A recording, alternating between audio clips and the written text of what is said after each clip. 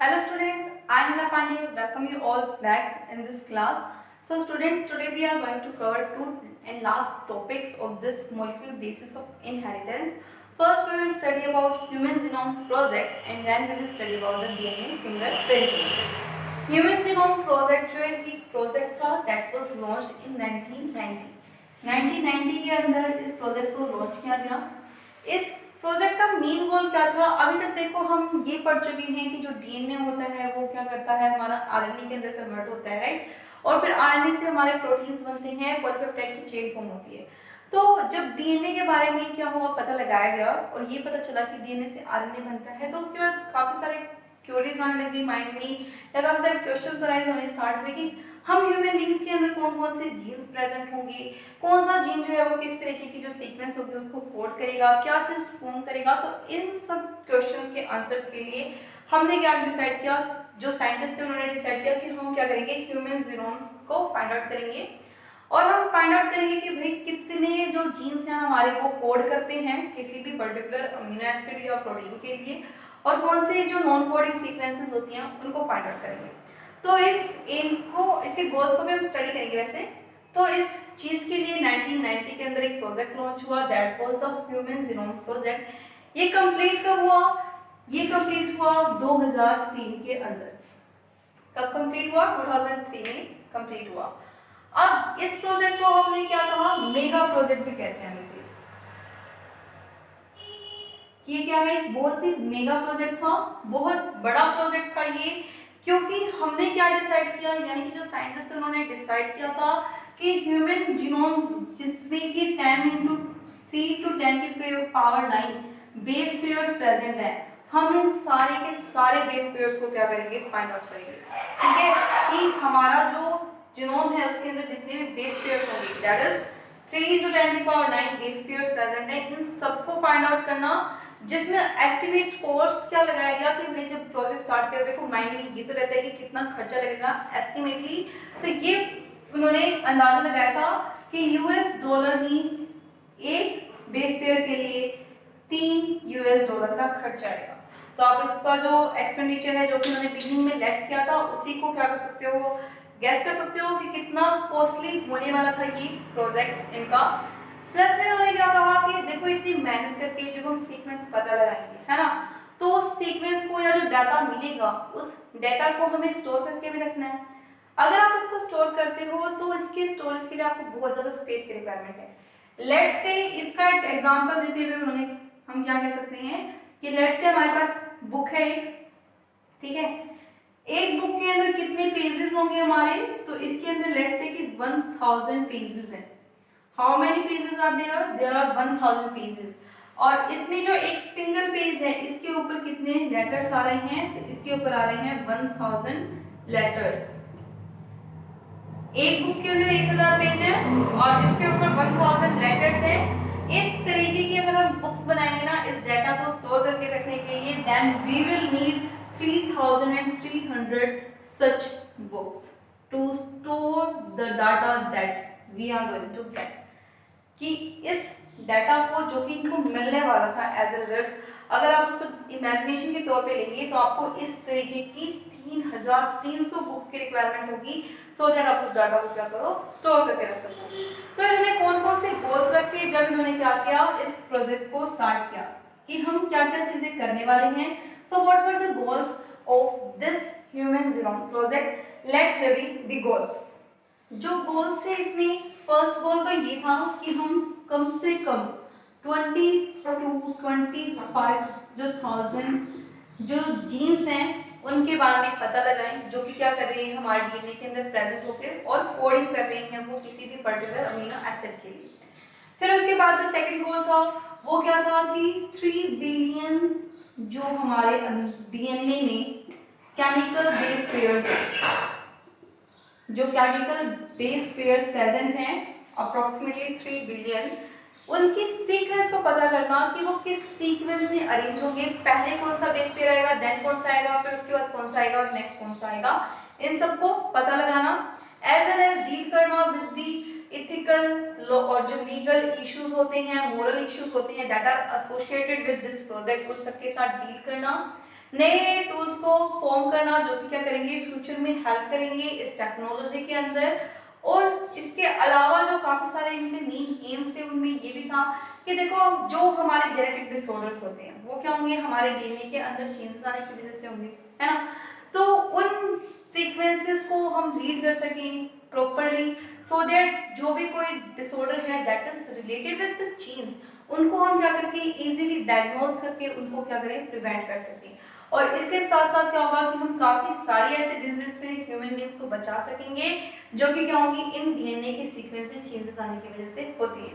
अब जो ये प्रोजेक्ट था इसको करवाने में मेन रोल किसका था, तो इसमें मेन रोल था यूएस के डिपार्टमेंट ऑफ एनर्जी, जो एनर्जी डिपार्टमेंट था यूएस का वो, प्लस में इसमें आया एक और जो ऑर्गेनाइजेशन थी that was national institute of health,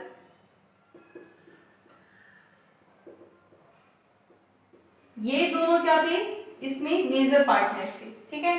फिर इसके बाद इसमें एक Wellcome Trust that was of UK, UK का वेलकम ट्रस्ट था, उसने भी क्या किया इसमें पार्ट लिया, जो कि क्या कर रहा था इसकी हेल्प कर रहा था। As well as countries like China, France, Germany, Japan, इन सब ने भी क्या किया इसके अंदर रोल प्ले किया, यानी इन सब ने क्या किया इस प्रोजेक्ट के अंदर पार्टिसिपेट किया। ये जो प्रोजेक्ट था वो 13 इयर्स का था, 1990 से स्टार्ट होकर 2003 के अंदर जाके ये क्या हुआ फिनिश हुआ। अब हम पढ़ेंगे कि इस प्रोजेक्ट के अंदर देखो हमने गोल्स पढ़े है ना, ये पढ़ा हमने पढ़ा कि इसका क्या मेन रीजन था कि उन्होंने क्यों इस चीज को स्टार्ट किया, और फिर अब हम पढ़ेंगे कि इसके अंदर मेथोडोलॉजी क्या यूज हुई, यानी कि डीएनए सीक्वेंस को उन्होंने फाइंड आउट कैसे किया। ऑब्वियसली देखो डीएनए तो कितना माइक्रोस्कोपिक है, उसको वहां से एक्सट्रैक्ट करके उसकी सीक्वेंसेस को रीड करना, एज वेल एज इनका गोल था कि जितना भी डेटा मिलेगा उस डेटा को क्या करें हम प्रॉपर्ली स्टोर करके रखें। तो उन सब चीजों में इन्होंने क्या क्या स्टेप्स यूज किए, किस तरीके से इस मेथड को किया, उसको स्टडी करते हैं कि जो मेथोडोलॉजी है इसकी किस तरीके से ये प्रोजेक्ट उनका काम किया, तो उसको स्टडी करते हैं कि क्या किया था। मेथोडोलॉजी में हमें दो मेथड्स को यूज किया गया इसमें। First was identify genes expressed RNA, कि उन जीन्स को आप आइडेंटिफाई कर लो कि वो क्या कर रहे हैं आरएनए के लिए कोड कर रहे हैं, ठीक है। तो इसको क्या कहा गया एक्सप्रेस्ड सीक्वेंस टैग्स बोला गया, कि हम क्या कर रहे हैं जो कोड करेंगे सिर्फ और सिर्फ उनको ही आइडेंटिफाई करें और फिर उसके बाद क्या करें अपना जो प्रोसेस है उसको कंटिन्यू करें। सेकेंड जो अप्रोच था वो था ब्लाइंड अप्रोच, यानी कि हमें ये नहीं पता कोडिंग सीक्वेंस कौन सा है, नॉन कोडिंग सीक्वेंस कैसा है, हम क्या करें पूरे के पूरे जो डीएनए है ना उसको क्या करें लेफ्ट करके चलते हैं और उसमें से फिर हम फाइंड आउट करेंगे कि इनमें से कौन कौन से काम कर रहे हैं, जो काम करेंगे फिर उन सीक्वेंसेस को हम क्या करेंगे उनके फंक्शनल के अकॉर्डिंग अलॉट करेंगे, जिसे हमने क्या कहा सीक्वेंस एनोटेशन, कि हम क्या कर रहे हैं उनकी सीक्वेंस को क्या करेंगे आइडेंटिफाई करेंगे और फिर उनके फंक्शन के अकॉर्डिंग उनको अटेन करेंगे। तो इसे हमने बोला कि सीक्वेंस एनोटेशन करें। तो इस मेथड के अंदर क्या हुआ, जो एक सिंगल सेल होगी किसी भी ह्यूमन बीइंग की, let's say this is the cell of the human being, इसको एक्सट्रैक्ट किया गया, इसके अंदर जो डीएनए प्रेजेंट हो फिर उस डीएनए को क्या किया गया बाय यूजिंग टेक्नोलॉजी, उस डीएनए को क्या किया हमने यहाँ से एक्सट्रैक्ट किया।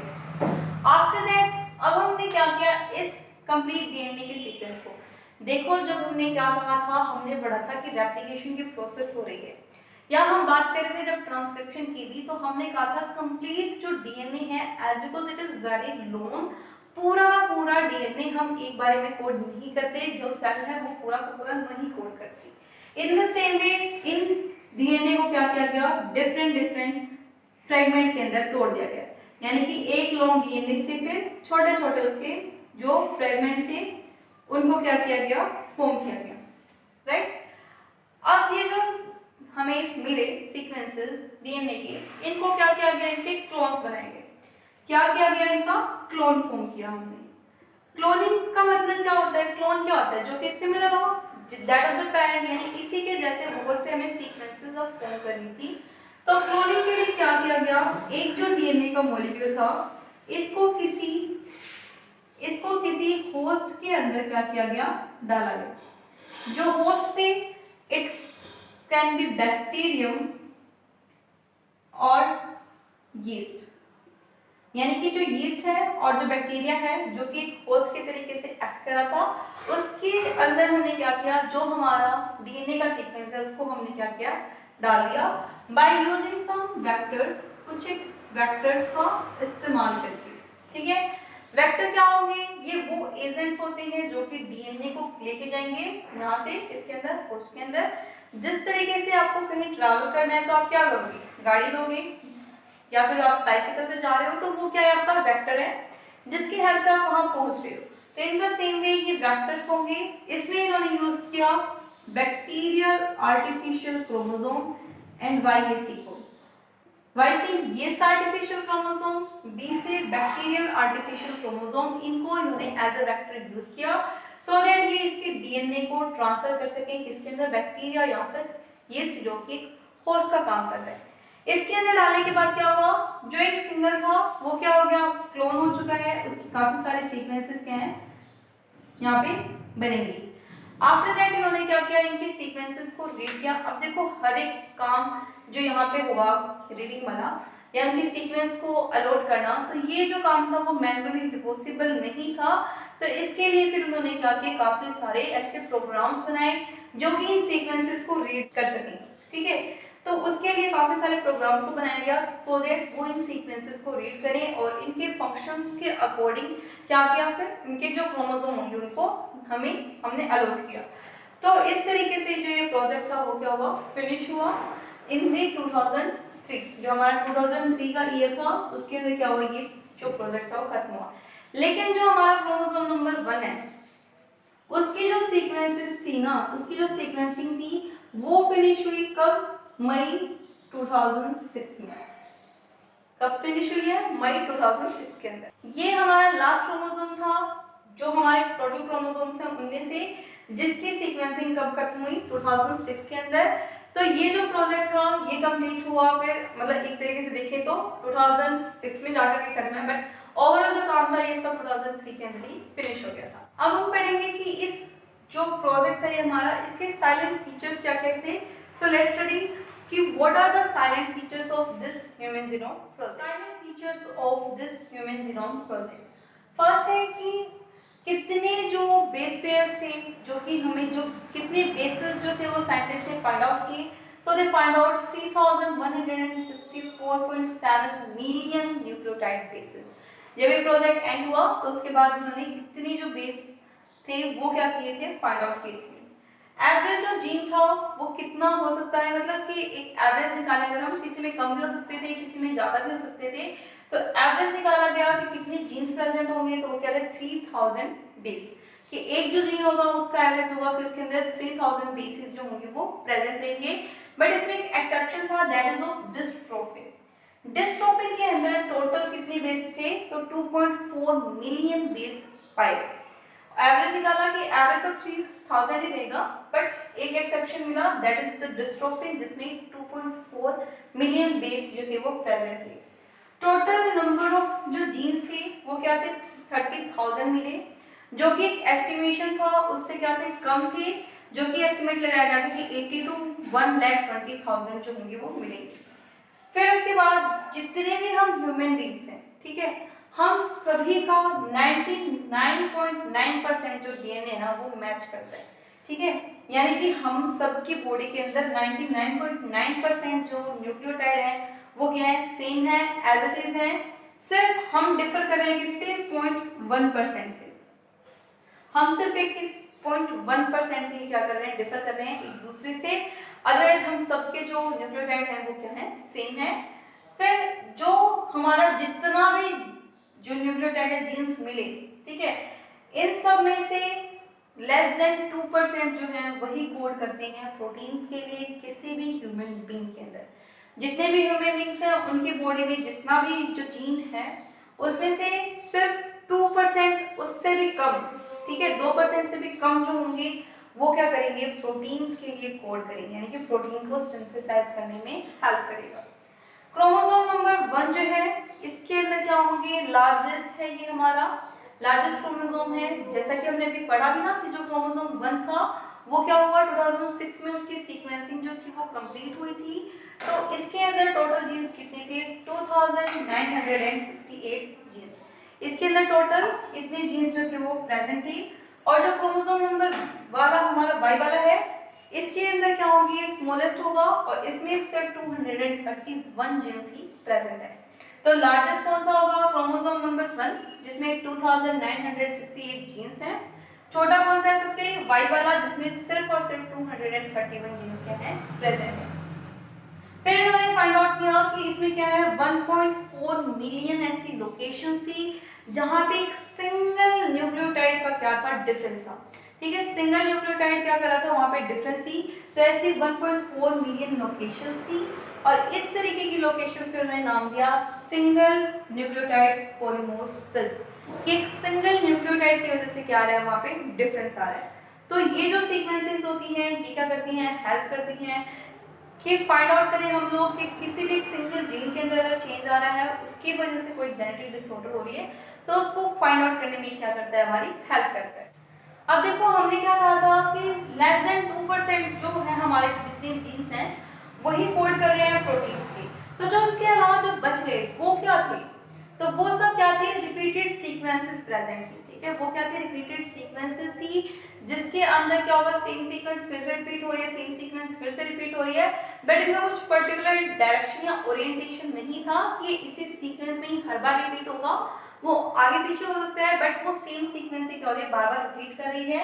इसलिए सिर्फ और सिर्फ इससे भी कम 2% से भी कम जो प्रोटीन्स के लिए क्या करेंगे, ये कोड करेंगे।